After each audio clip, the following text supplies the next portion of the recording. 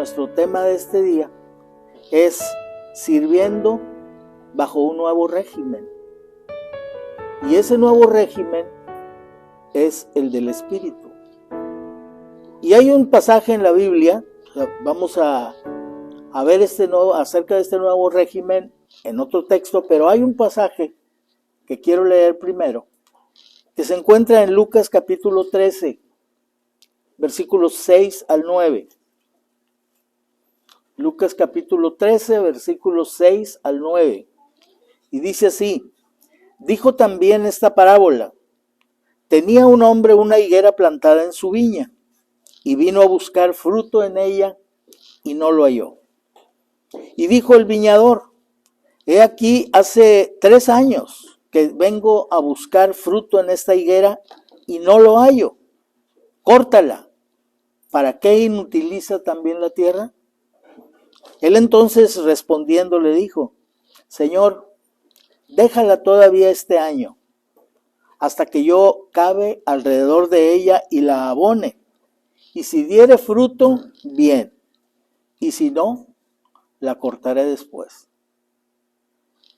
Creo que la parábola es muy ilustrativa y es muy fácil de entender cuál era el sentimiento de la persona que tenía esta higuera.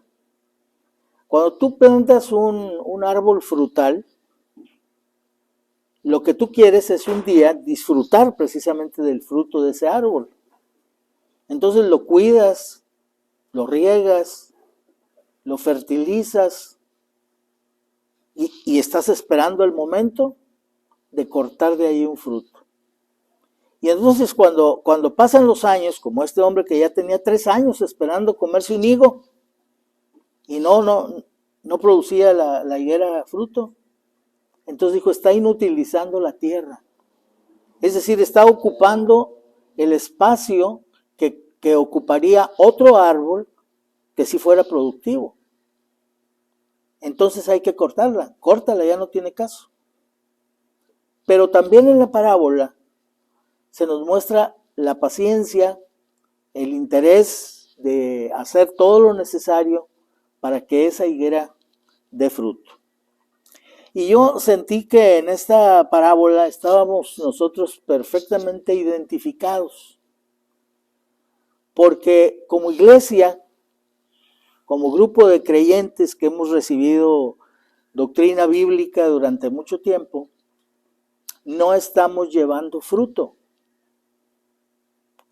Y Dios tiene paciencia con nosotros, pero nosotros deberíamos de pensar a qué se debe que no llevemos fruto.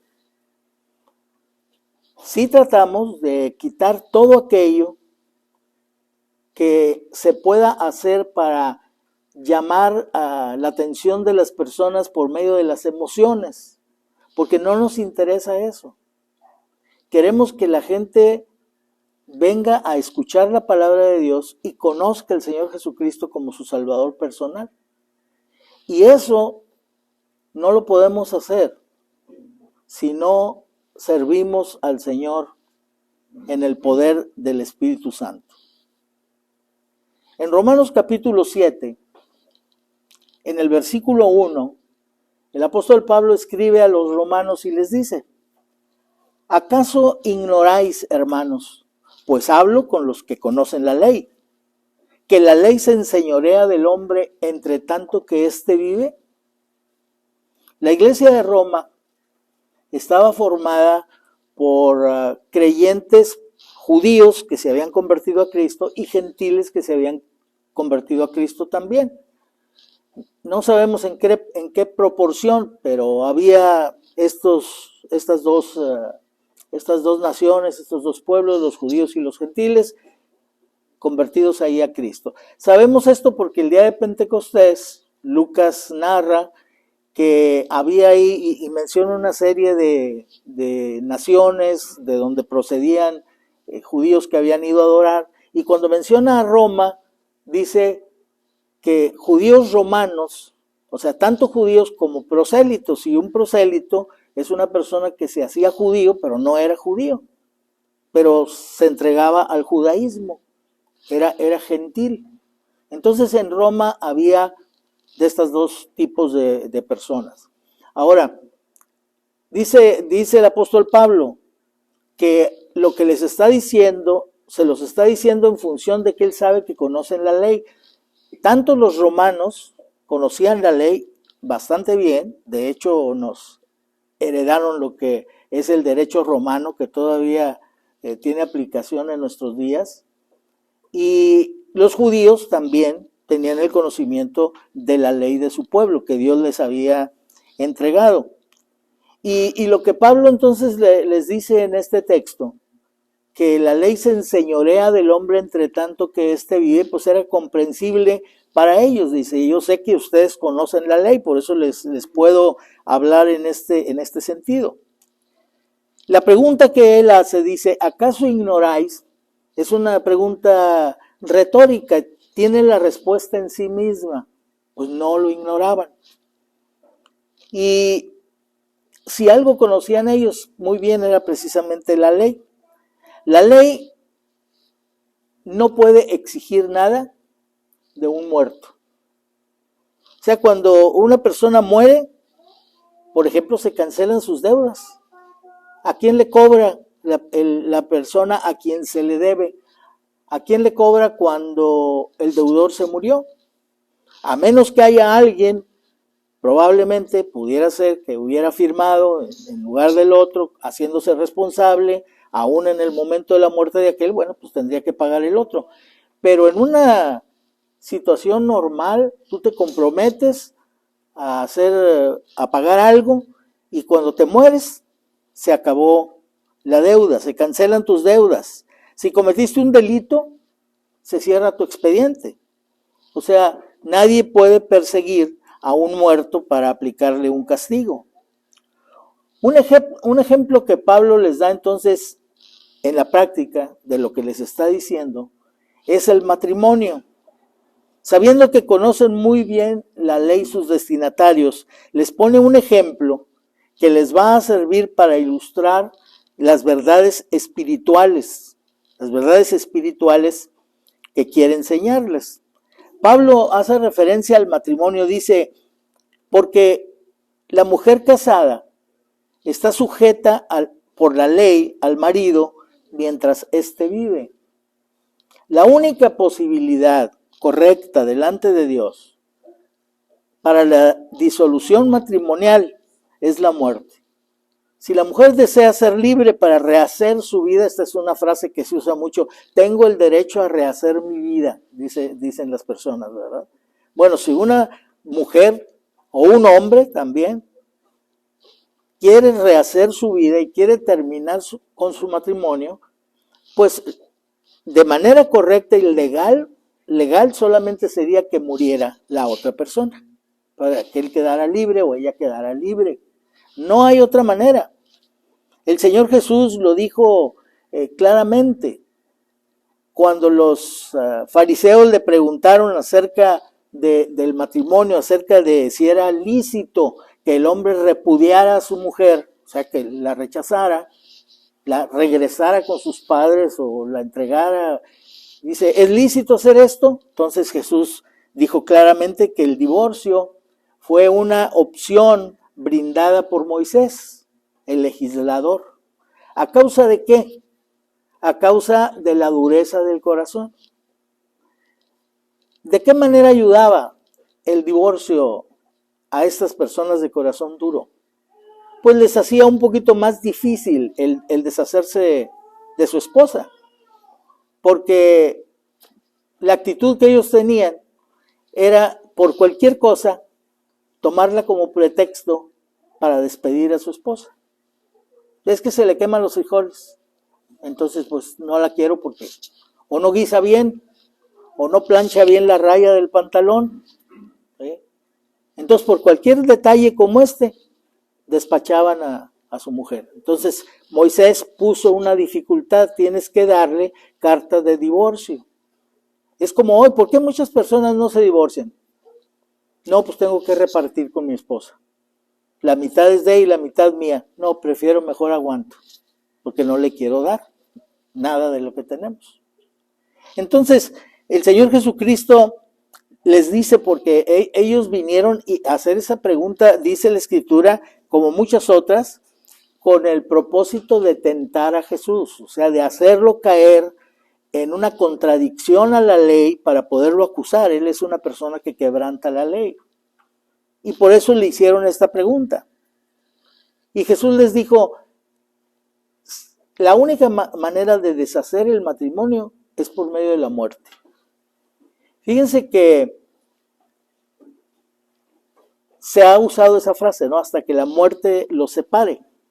Bueno, porque en realidad esa es la enseñanza de la palabra de Dios. ¿Qué sucede? ¿Cuándo es cuando se realiza el matrimonio en una pareja? Se realiza cuando se hacen uno, cuando se unen. Y dice el Señor Jesucristo, ya no son más dos, sino uno. Y luego dice, y lo que Dios unió, no lo separa el hombre. Entonces, la unión matrimonial no la hace el juez civil, no la hace el sacerdote, no la hace el pastor. La unión matrimonial la hace Dios. El juez civil, en el caso que se acostumbre así en el país, solamente la legaliza delante de los hombres, en la sociedad. Para vivir en una sociedad ordenada, pues hay leyes.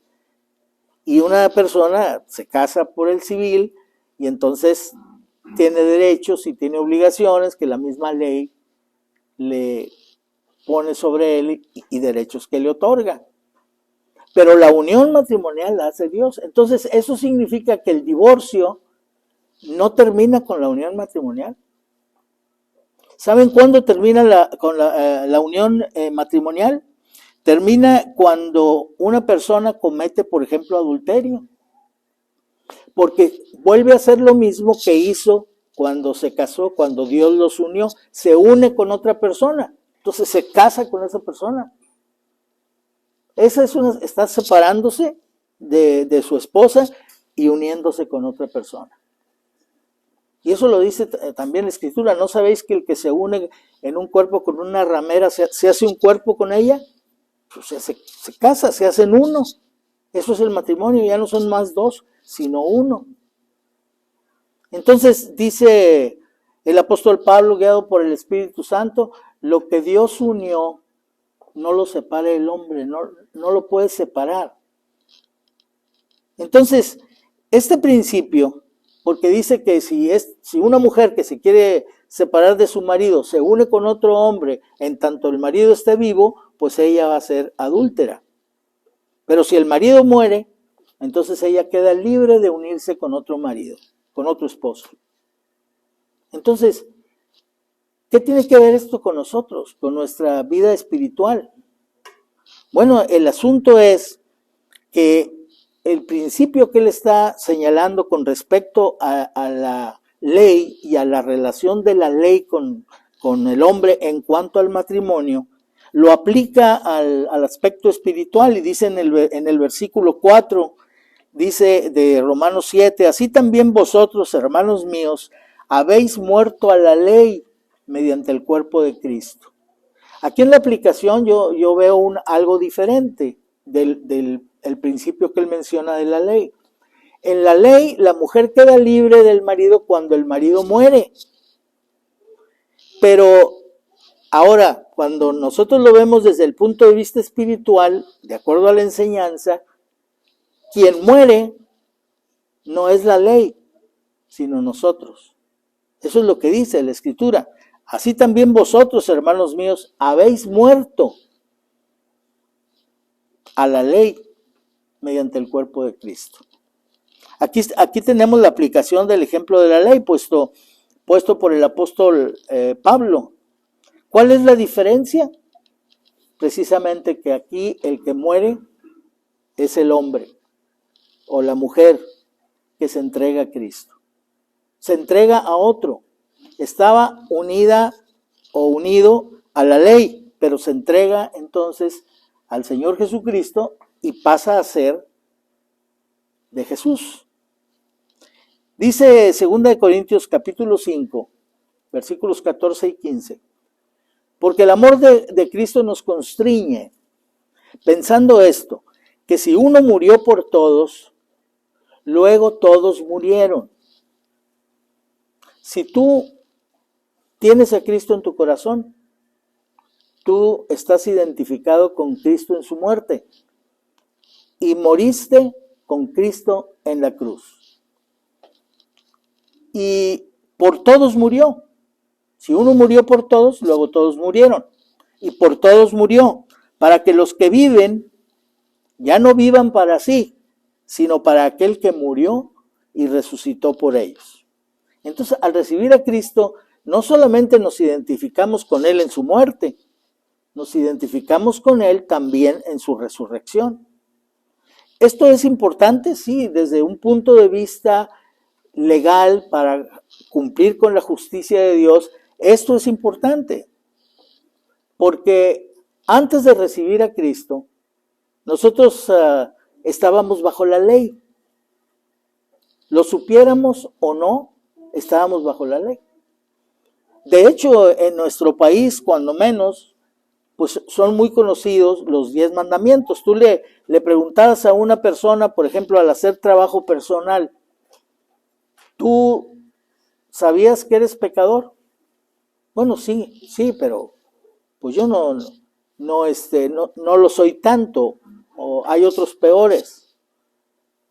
¿Agradas tú a Dios? Bueno, yo trato de cumplir los mandamientos. Y siempre que nosotros queríamos analizar nuestra vida, cómo éramos, cómo estábamos viviendo, lo hacíamos a la luz de los mandamientos. Revisábamos a ver si estábamos rompiendo alguno de ellos, quebrantando alguno de ellos. Y al recibir a Cristo en nuestro corazón y ser identificados con la muerte de Cristo, la ley ya no nos puede exigir nada a nosotros. Estamos muertos.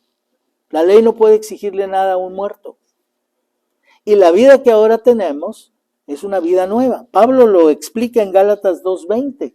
Con Cristo estoy juntamente crucificado. Y ya no vivo yo, mas Cristo vive en mí.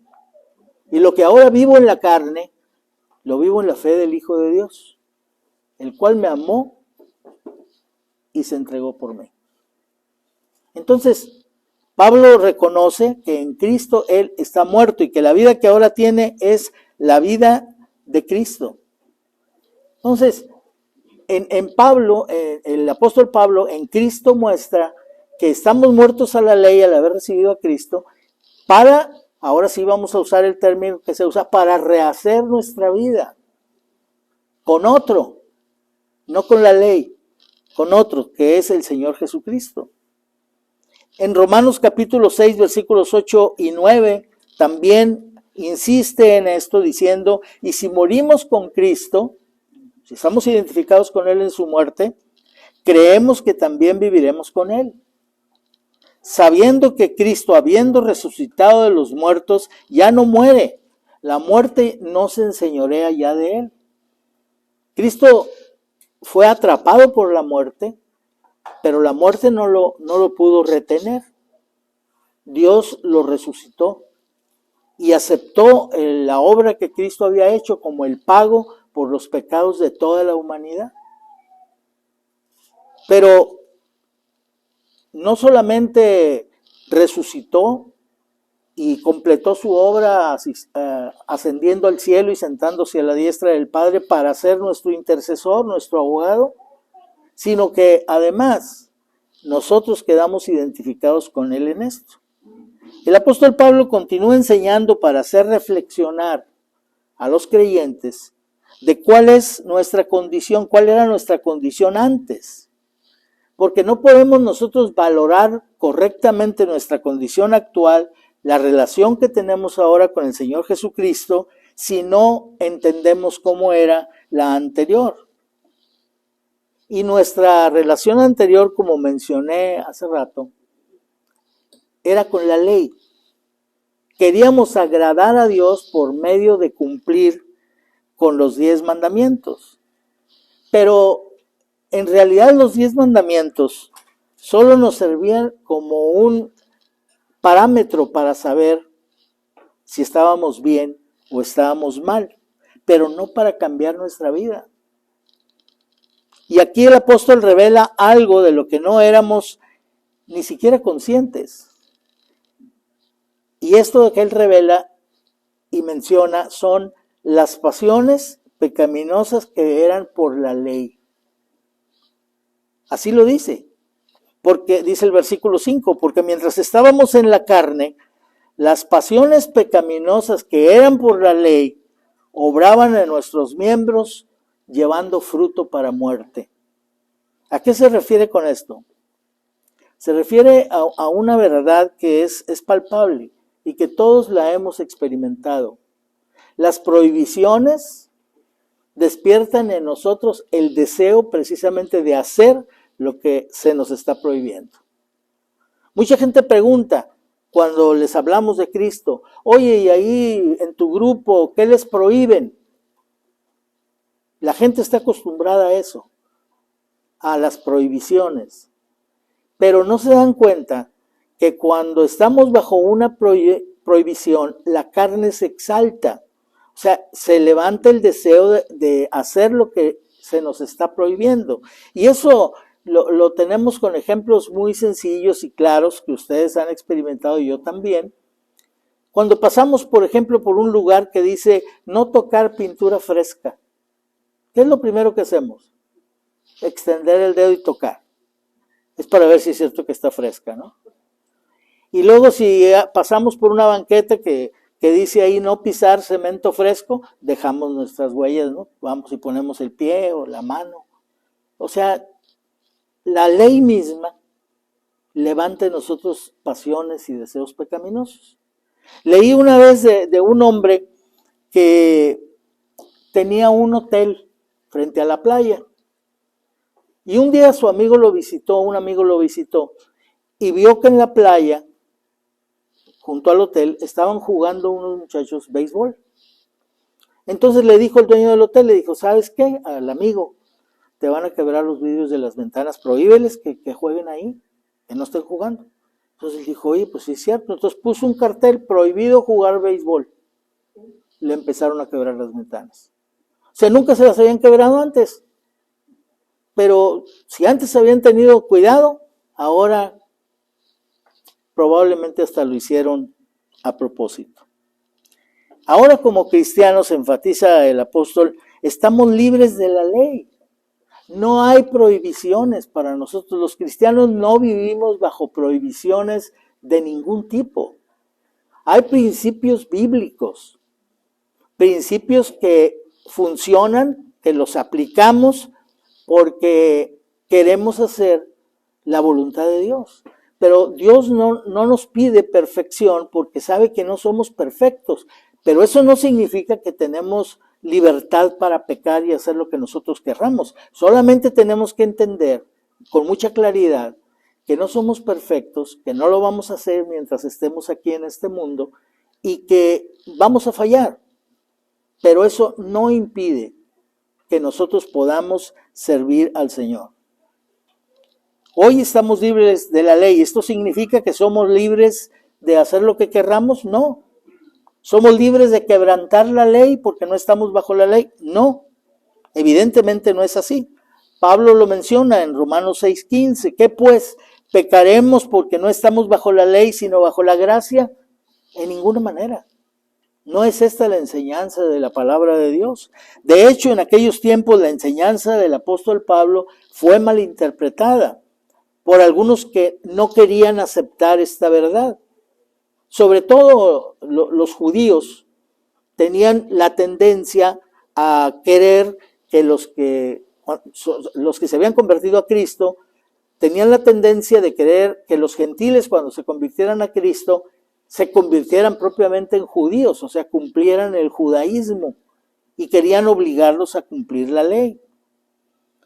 Pero esto no era así, no era correcto.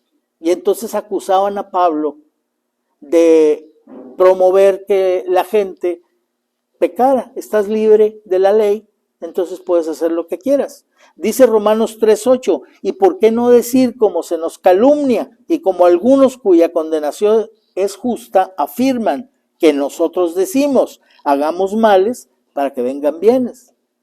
O sea, no era lo que Pablo enseñaba, pero era lo que decían estas personas que malinterpretaban la enseñanza. Romanos 6 del 1 al 4, ¿qué pues diremos? ¿Perseveraremos en el pecado para que la gracia abunde? En ninguna manera. Porque los que hemos muerto al pecado, ¿cómo viviremos aún en él? Dice la Escritura, ¿o no sabéis que todos los que hemos sido bautizados en Cristo, y no se refiere al bautismo en agua, los que hemos sido bautizados en Cristo, los que hemos sido incluidos en la iglesia, la inclusión en la iglesia cuando recibimos a Cristo, en el cuerpo de Cristo, se le menciona como un bautismo? Todos fuimos bautizados por el Espíritu Santo, dice la Biblia, en un solo cuerpo. Y es a lo que el apóstol Pablo se refiere aquí. Que hemos sido bautizados en Cristo Jesús, hemos sido bautizados en su muerte, porque somos sepultados juntamente con Él para muerte por el bautismo. O sea, no quiere decir que la salvación la obtienes en el momento en que te bautizas en agua y que en ese momento quedas identificado con Cristo en su muerte. Queda representado en el bautismo en agua, representado lo que sucedió ya antes, espiritualmente. Antes, cuando te arrepentiste de tus pecados y entregaste tu corazón a Cristo, fuiste identificado con Él en su muerte, fuiste bautizado en el cuerpo de Cristo. Y cuando te bautizas en agua, solamente es una representación externa, visible, de lo que ocurrió interiormente dentro de ti. A fin de que como Cristo resucitó de los muertos por la gloria del Padre, así también nosotros andemos en vida nueva.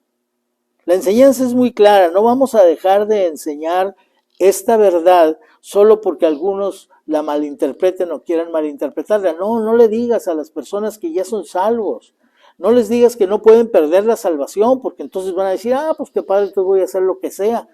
Una persona que realmente tiene a Cristo nunca va a pensar así, porque si hay un verdadero nuevo nacimiento, el nuevo hombre, el hombre interior, el hombre creado por Dios en Cristo Jesús, no piensa de esa manera. Quiere agradar a Dios. Ama a Dios con un amor respuesta y quiere servirle. Entonces, no tenemos por qué distorsionar la enseñanza para tratar de evitar que los creyentes pequen. Eso debe de ser una decisión personal de cada uno de nosotros. Pero tenemos que tener muy claro delante de Dios que somos salvos los que hemos entregado nuestro corazón a Cristo y que nada nos puede quitar la salvación. Ciertamente no estar bajo la ley no es una licencia para pecar, sino una condición posicional que nos permite vivir bajo un nuevo régimen, que no se basa en nuestro esfuerzo o capacidad, sino en el poder del Espíritu de Dios. Y así lo dice el apóstol Pablo. De modo que sirvamos bajo el régimen nuevo del Espíritu y no bajo el régimen viejo de la letra. Y entonces ahí tenemos la oportunidad de revisar nuestra vida. ¿Por qué hago lo que hago? ¿Por qué me reúno? ¿Por qué leo la Biblia? ¿Por qué testifico? ¿Por qué busco el compañerismo con los cristianos? ¿A quién estoy tratando de agradar haciendo esto? Y si tú encuentras que estás tratando de agradar a alguien o quedar bien con alguien, estás actuando bajo el régimen antiguo de la letra y no bajo el régimen nuevo del Espíritu, en donde movidos por el Espíritu Santo hacemos las cosas para Dios. ¿A cuántas personas les has testificado, por ejemplo, esta semana?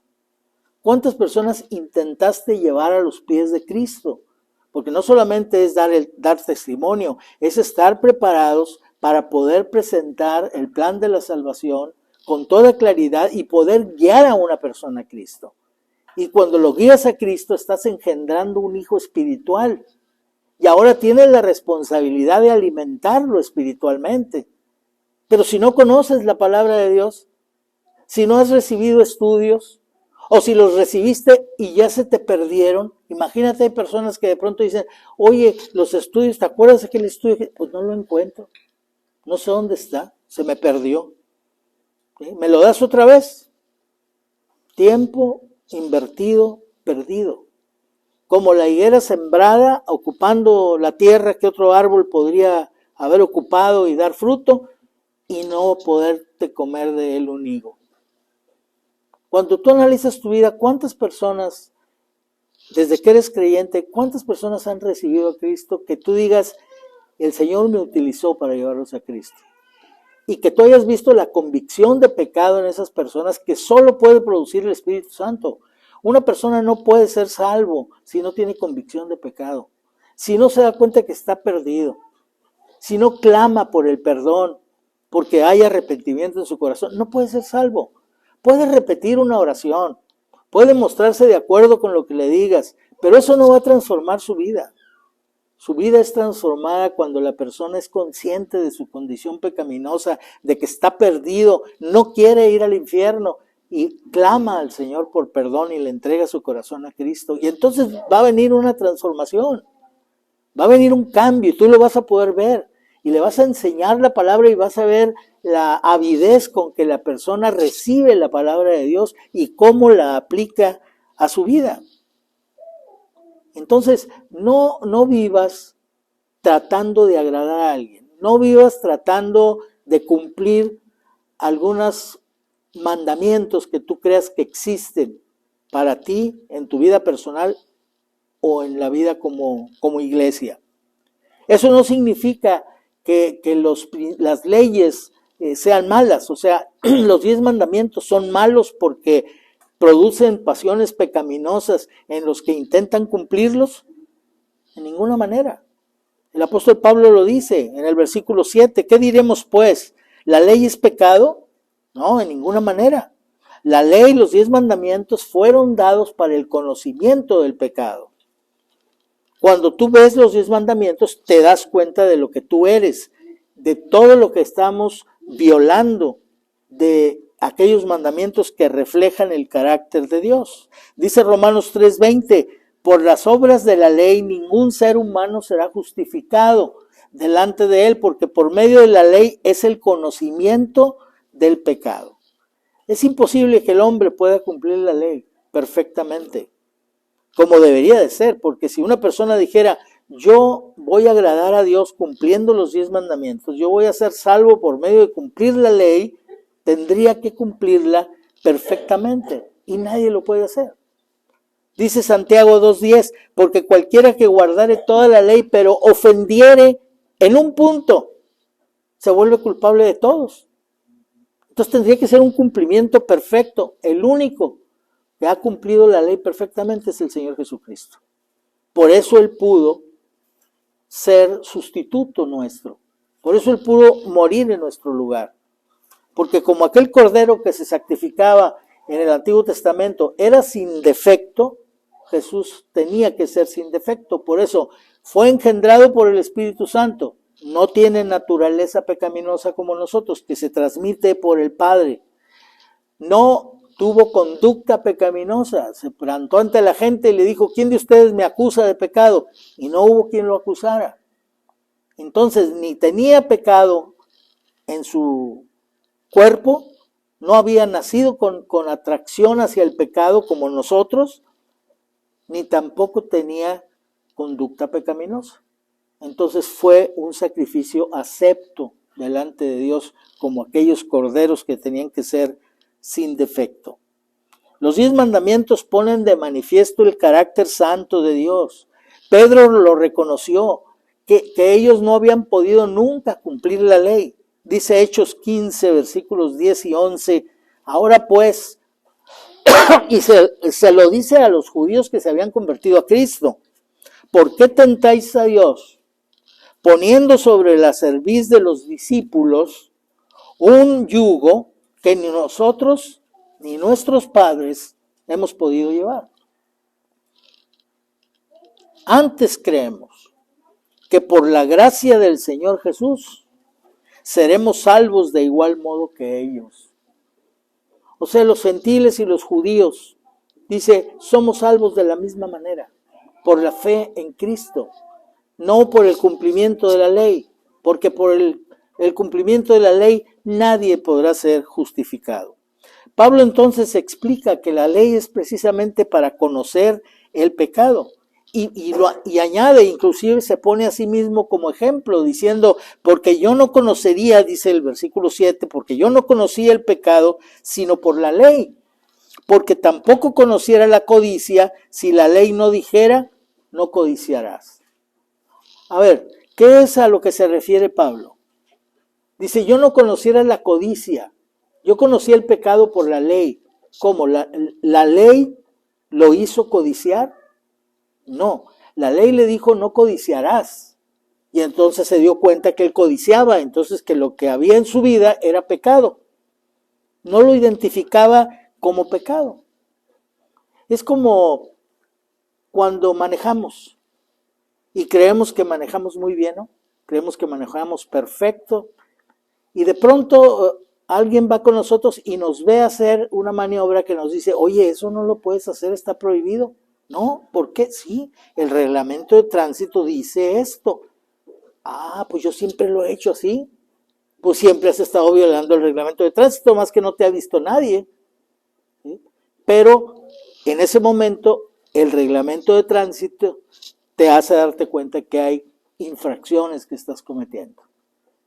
Por eso Pablo dice, yo conocí el pecado, o sea, el pecado que había en mí, yo lo pude identificar por la ley. Cuando vi la ley me di cuenta, la ley es como un espejo, donde tú te miras y te das cuenta que estás sucio, que necesitas lavarte. Entonces nos habla de que cuando nosotros queremos someter a la carne por medio de los mandamientos, se produce en nosotros un deseo mayor de hacer aquello, que son lo que Pablo mencionó como las pasiones pecaminosas por causa de la ley. Dice el versículo 8, que dice él que por medio de la ley conoció la codicia. Y entonces, ¿qué pasó? ¿Desechó la codicia? Porque ya se dio cuenta que él era codicioso y que estaba condenado por la ley y lo que él hacía. No, sino que se exaltó el pecado en su vida. Por eso el versículo 8 dice, mas el pecado, tomando ocasión por el mandamiento, produjo en mí toda codicia, porque sin la ley el pecado está muerto. Es decir, si no hay una prohibición, el pecado no se aviva. Pero si alguien te prohíbe algo, entonces el pecado se levanta. Eso pasa con los hijos, cuando los padres decimos, no quiero que hagas esto. Ay, ¿por qué mi papá no quiere que haga eso? Si fulanito lo hace, entonces voy a buscar la manera precisamente de hacerlo. ¿Por qué me lo está prohibiendo? Entonces, acuérdate bien de esto, porque tendrás la oportunidad tú de llevar a una persona a Cristo y puedes cometer el error de querer poner tú prohibiciones sobre él. Yo recuerdo haber escuchado en nuestra congregación personas que de pronto daban testimonio y decían, daban testimonio por la otra persona, él recibió a Cristo, él ya recibió a Cristo, déjalo que lo diga él. Pero bueno, él recibió a Cristo y yo le digo que ya no puede andar fumando y que ya no puede tomar y que ya no puede decir malas palabras.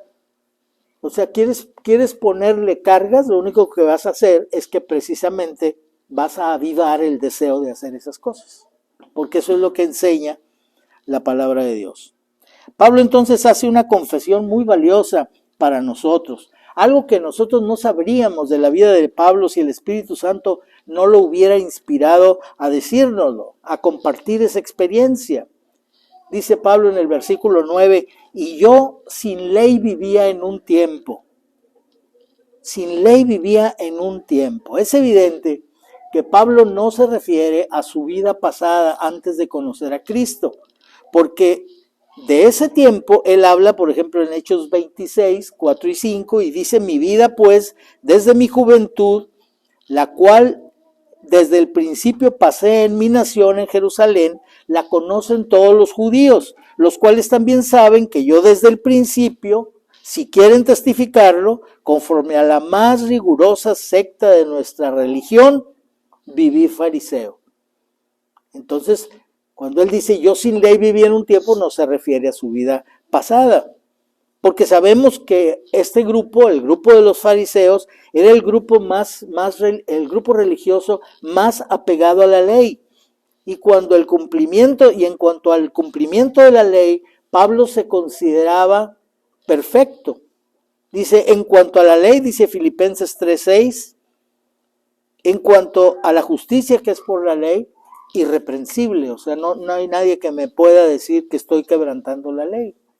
Entonces, Pablo, ¿a qué se refiere?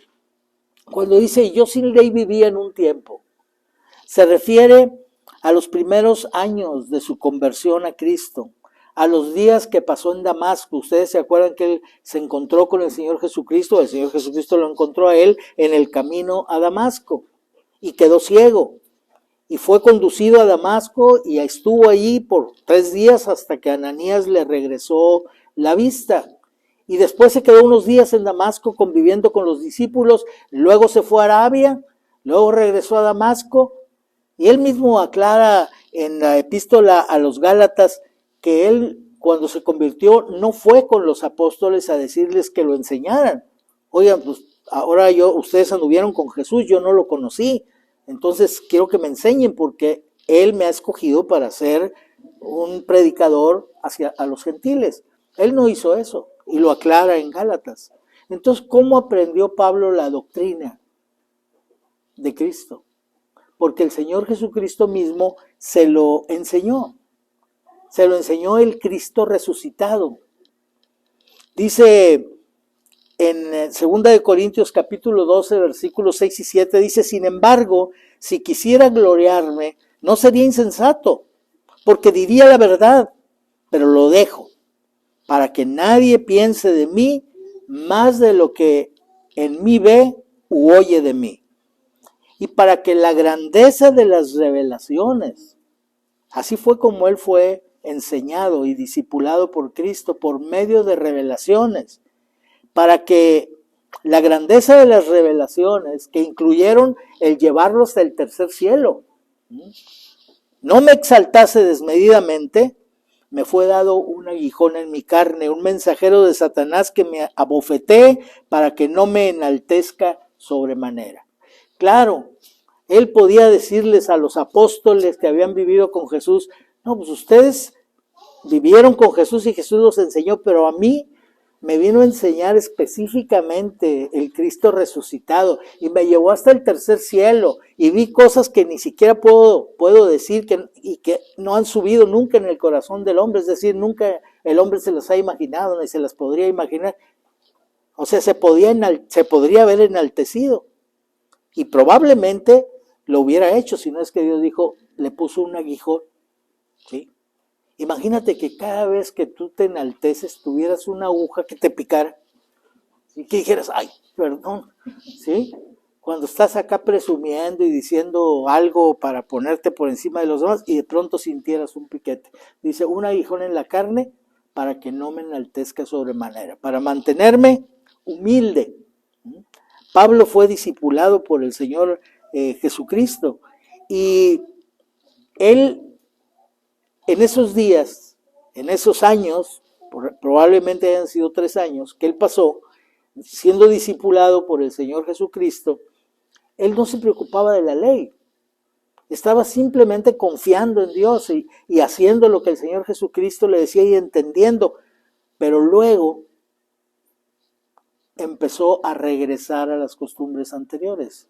Es decir, empezó a intentar cumplir la ley. Probablemente en su deseo de vivir una vida de santidad dijo, pues voy a cumplir los 10 mandamientos. Y entonces se produjo lo contrario de lo que él esperaba. Dice el versículo 10, hallé que el mandamiento que era para vida, a mí me resultó para muerte, porque el pecado tomando ocasión por el mandamiento me engañó y por él me mató. O sea, el pecado nos separa de Dios. Si hay pecado en nuestra vida, en lugar de que se manifieste la vida que tenemos en la resurrección de Cristo, estamos sin fruto, estamos muertos al compañerismo con el Señor. Sí, no perdemos la salvación, pero así no somos útiles. Y por eso no somos útiles, por eso estamos como la higuera de esa parábola que leí al principio. Si el Señor se acerca a nosotros a buscar fruto, va a encontrar a lo mejor puro follaje. O sea, nos vemos bien por fuera, traemos nuestra Biblia, traemos nuestro himnario, estamos bien por fuera, pero no hay fruto en nuestra vida. Entonces la exhortación de la palabra de Dios es no a hacer lo mejor que podamos, porque luego hay personas que cuando les preguntas, o creyentes cuando les preguntas, ¿y qué tal? ¿Y cómo vas? Pues, ay, batallando, pero haciendo lo mejor que puedo. La vida cristiana no es hacer lo mejor que puedo. Fíjense que leí que una persona escribió lo siguiente, dijo, que no haya ningún área de mi vida, fíjense, que no haya ningún área de mi vida en la que yo esté haciendo lo mejor que pueda. Entonces, cuando yo leí esto, primero pensé que había un error y le faltaba un no. ¿Sí? Yo pensé que en realidad lo que había querido decir era que no haya ningún área de mi vida en la que no esté haciendo lo mejor que pueda, lo cual sería que quiere estar haciendo lo mejor que pueda. Pero no faltaba un no. Él al contrario, decía que él no quería estar haciendo lo mejor que podía. ¿Sí? Que no haya ningún área de mi vida en la que yo esté haciendo lo mejor que yo pueda. Y si hasta yo hubiera escrito, a lo mejor así me hubiera quedado con mi idea equivocada. Pero él siguió escribiendo diciendo que no solamente no quería que hubiera un área de su vida en donde estuviera haciendo lo mejor que podía, dice, o cumpliendo mi voluntad. Y cumplir tu voluntad no es algo positivo. Entonces lo que está diciendo es correcto. O sea, hacer lo mejor que puedes es negativo. No es eso lo que Dios quiere. No quiere que te esfuerces tú y hagas lo mejor que puedes. Esa frase, o cumpliendo mi voluntad, me hizo caer en cuenta de lo que quería decir. La vida cristiana no es hacer lo mejor que podemos. La vida cristiana es obedecer al Señor y ser guiados por el Espíritu Santo. ¿Tú te preocupas por eso? ¿Buscas en la palabra de Dios la enseñanza con respecto al Espíritu Santo para saber cómo el Espíritu Santo puede guiarte? ¿Cómo te puedes dejar guiar por Él para estar seguro de que estás haciendo la voluntad? Es la única manera. Cuando el Espíritu Santo nos guía, es la única manera en que podemos hacer o estar haciendo la voluntad de Dios. Fuimos dejados en el mundo después de recibir a Cristo para hacer una luz que alumbre en las tinieblas, dice Mateo 5:16. Así alumbre vuestra luz delante de los hombres, para que glorifiquen, para que vean vuestras buenas obras y glorifiquen a vuestro Padre que está en los cielos. La luz que Dios quiere que nosotros despidamos es para despejar las tinieblas en las vidas de las personas. Cada día que pasa, que no ganamos un alma para Cristo, es una oportunidad desperdiciada de servirle. Piensa en ti como un momento en el que el Señor se acercó a ti y no encontró fruto, como en aquella higuera. ¿Saben ustedes que una decisión que Moody tomó fue que no iba a pasar un día en su vida sin que él le hablara a alguien de Cristo? Una de las cosas que me llaman la atención de Moody son sus decisiones, precisamente. En una ocasión él escuchó, estando en Europa, escuchó que una persona dijo que el mundo todavía no conocía lo que Dios podía hacer por medio de un hombre completamente entregado. Cuando Moody oyó eso, dijo, yo quiero ser ese hombre completamente entregado. Y lo fue. Y el testimonio es de que fue un hombre humilde, nunca se sintió más que los demás, no era el gran orador, sus mensajes eran sencillos, con muchas aplicaciones, con muchos ejemplos que ilustraban a la gente muy bien. lo que estaba enseñando. Hasta hoy nosotros somos bendecidos por su ministerio. Su ministerio perduró porque él hizo la obra de Dios, movido y dirigido por el Espíritu Santo. Yo deseo que esta mañana nosotros podamos salir de aquí con el deseo de ser un árbol que lleve fruto para el Señor. Y que esto se deje ver en cada uno de nosotros en lo personal y en nuestra convivencia como grupo, como iglesia. Que Dios sea glorificado en nuestras vidas. Y el fruto que permanece, que va a trascender más allá de la muerte, son las personas que ganemos para Cristo. Todo lo demás es de un menor valor. Porque el Hijo de Dios murió para salvar a los pecadores. Entonces, lograr que las personas se entreguen a Cristo es cumplir el propósito divino. Que Dios les bendiga.